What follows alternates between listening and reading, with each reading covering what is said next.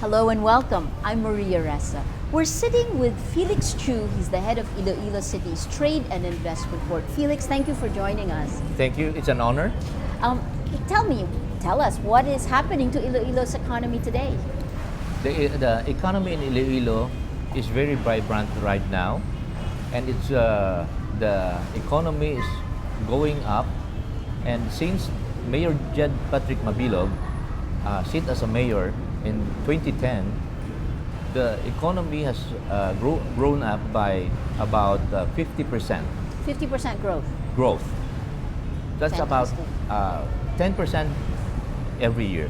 And where have you seen that growth come in which industries? We can see the infrastructures that going up in Iloilo, like the BPO companies, like the hotels.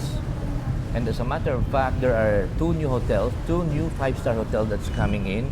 For the first time in Iloilo, we will have a 5-star hotel under the name of Marriott and Richmond Hotel. Fantastic. When do you expect these investments to come in? It's already in place, Okay. and they are ready to open by March next year. And Marriott will be open in the third quarter of next year. So the March 2015 would be in Will time be for APEC. Is for that correct? APEC, yeah. Is that what these investments are for, or No, not they're really. long term? Okay. Yeah, it's a long term because even if the APEC before the APEC was decided to be, we will have the ministerial meeting here. All the investments are already in place. Fantastic. There's been some controversy about the Iloilo Convention Center. How have you reacted? How has the business community in Iloilo reacted to this controversy? I think for us local businessmen, we can see no problem with this kind of controversy because we know that Senator Drilon is has the integrity and is very honest as a political leader. So I think we will not be affected by that. Are you familiar with the man who made the charge against him, or that's on Senator? He's a former staffer of Senator Drilon. As far as I know, he was the former provincial administrator of the provincial government, Okay. but I don't know him in person. I see. I see. Do you know? Have you had any dealings with him? No. Yeah. Okay. And now after the first Senate hearing, he basically said he had no concrete evidence. That's true. How would you describe how business is done in Iloilo today? I mean, you mentioned the mayor jump-started Yes. growth. How can you get 50% growth, an upside of 50% growth since 2010? What made that happen? Yeah, because Iloilo has been so like a sleeping city before, and since the time Mayor Jed took over as mayor, he went out to he decided to put up the Iloilo City Trade and Investment Board, Okay. and we have done our job to invite investors to Iloilo, and we are very lucky and blessed that some of the big names in the industry here in the Philippines came to Iloilo, like Ayala. Mhm. For so many years, we have invited them, and only now that they had agreed to invest in Iloilo, like the Mega World and the Gaisano Group of Company. What's the attraction of Iloilo? I think one of the things that they see in Iloilo is the unity of all the political leaders, and it's easy to do business in Iloilo. And since Iloilo has a lot of overseas workers that based in Iloilo, I think the economy is very good because of the dollar that came in. When you talk about unity of the political leaders, does that also mean the people of Iloilo? So you mentioned the support that the The mayor political has. leaders. Yeah, 179 of the. 179 out of 180 barangays is with the mayor. So wow, that's Yeah. that does that is a united front in many Yeah, that's instances. true.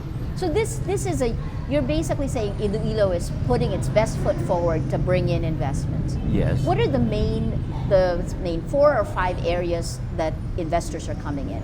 The industries that Yeah. are. I can say that number one is the BPO. Number two is tourism. Number three is real estate. And we are also looking into education. Like inviting foreign students to come to Iloilo to study English and study all the other special courses that they can have for a lesser price in other countries. You mentioned tourism. What is the attraction? What are the tourist attractions of Iloilo?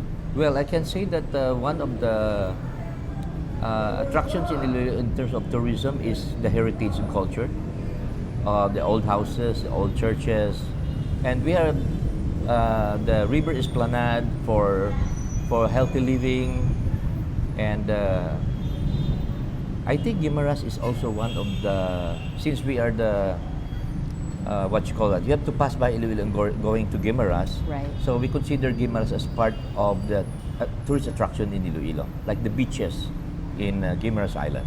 What can Iloilo do to not get overshadowed by its neighbor, Boracay?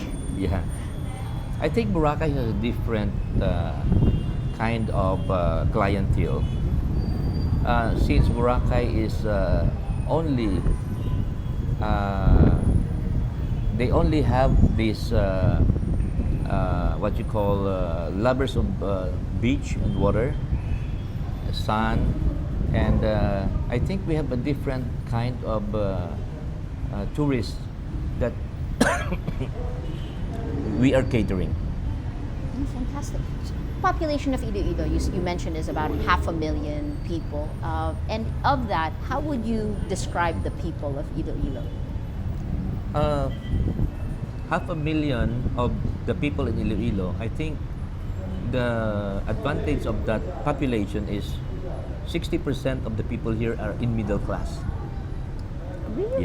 Yeah, because of the overseas workers that we had in Iloilo, and most of the people here are educated.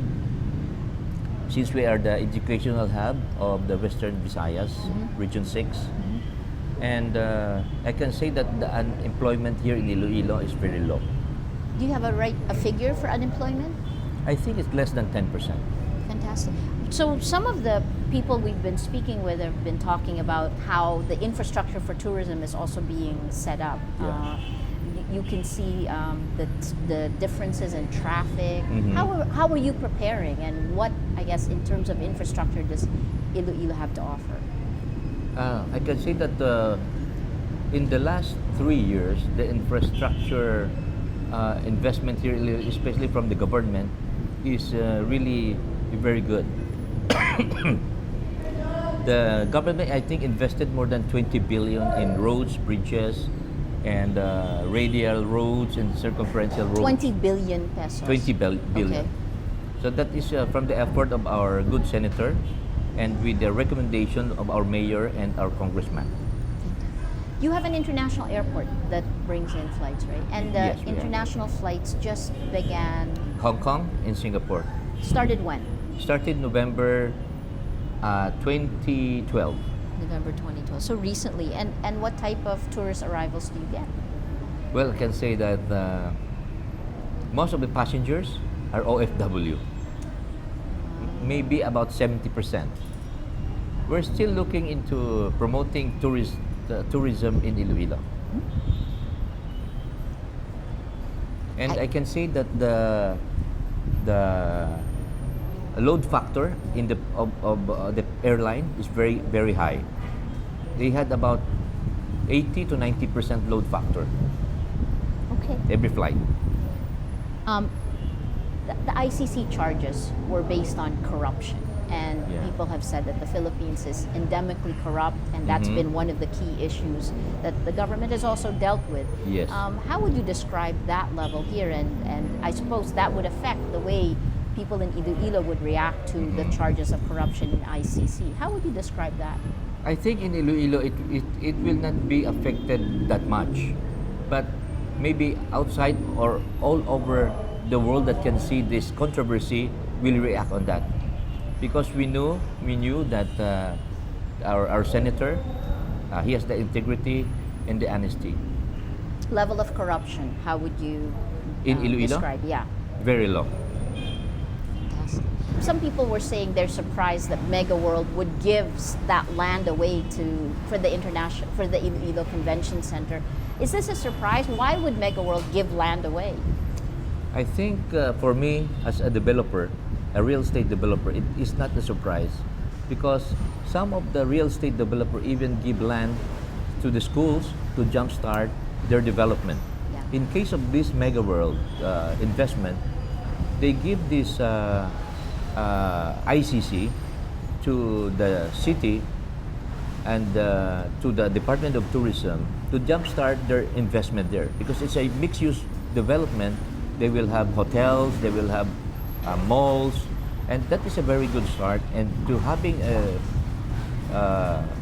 business conferences, you can attract a lot of visitors to come to Iloilo and use the convention center for conferences.